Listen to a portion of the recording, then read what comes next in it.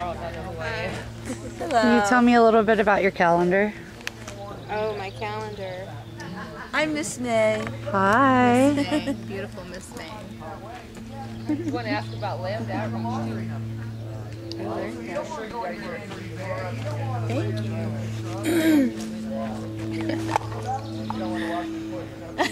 I'm not used to This is You're a used to really this. You're a rock great star. calendar.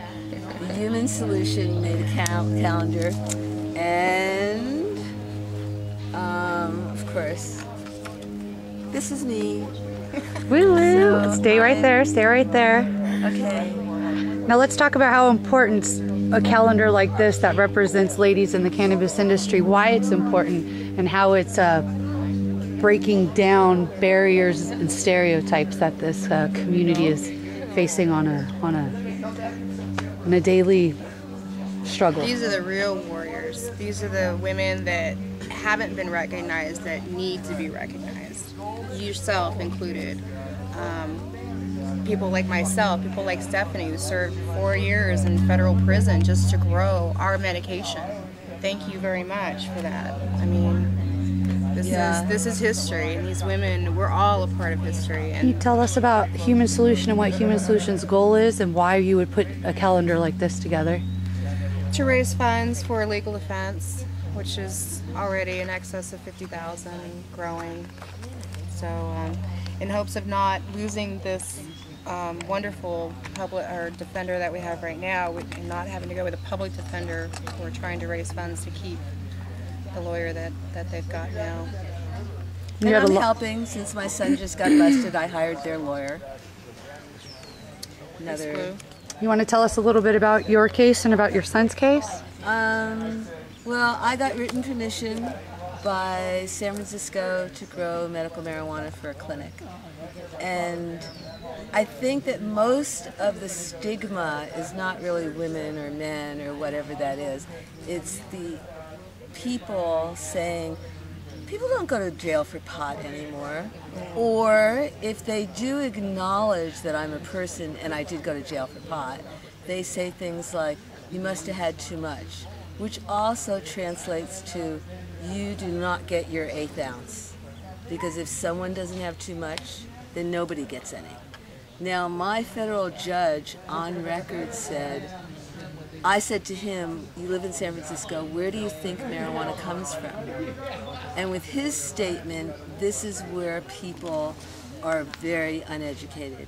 He, as an educated federal judge, said, my government pays me to believe that it falls out of the sky. So that's what I believe. Now, I put nets outside just in case, but nothing has filled it.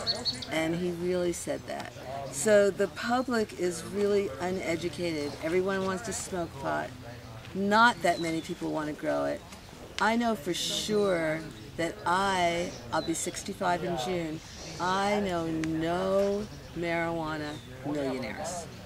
I don't know any. If they suddenly become one, which of course we all have illusions of grandeur, you know, I wanted to grow a lot of pot. But if we ever get to the point where we're going to do that, we get busted, and then the attorneys take all the money and the bail, and supporting you while you're in prison, and supporting your families, and blah blah blah.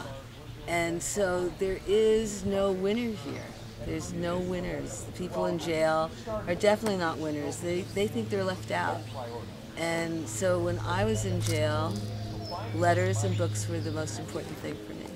So Land to Prison Outreach Program, where I have over here. We're going to do that. And they have letters that we're writing to other people. There's nobody here right now, which people are not that interested in prisoners. It's probably only 10% of the community go to jail.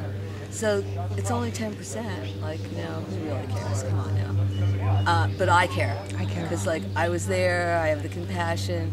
I really want to send them books, and I want to send them letters. And I want people to give me stamps, which usually isn't that feasible, but, So now, as soon as LPOP had a place, the state came in and arrested my son and my co-defendant, and now we're all going to court again, which we've been in court since, well, before marijuana became legal medically, we really had a life. And now that we've told them everything there is to tell them how to sneak up on us, now we have no life. Like, it happens time and time again. We keep trying to like deal with medicine, and we keep going to jail. My family's very unlucky. You know, all for pot, no guns, no money, no drugs, nothing except the love of cannabis instead of whatever word they don't want me to use. Pot. And, you know, the only thing that we can do about it is to legalize it completely. That's the only solution. Take it off. Forget rescheduling. Take it off the Controlled Substance Act. Have hemp legalized. Absolutely. This is like crazy. It's less addictive than caffeine. You know, like Can you show them your ribbons, like please, and tell them what the point of the ribbons are for? The ribbons Where they're are available? to show the world our solidarity, to show that we stand together and we support each other. We support cannabis patients and cannabis laws, and we wear them especially to court to support patients that are, or growers, whatever, who's, you know, being unjustly prosecuted by our legal system. So it's a very simple symbol just to show our support of each other.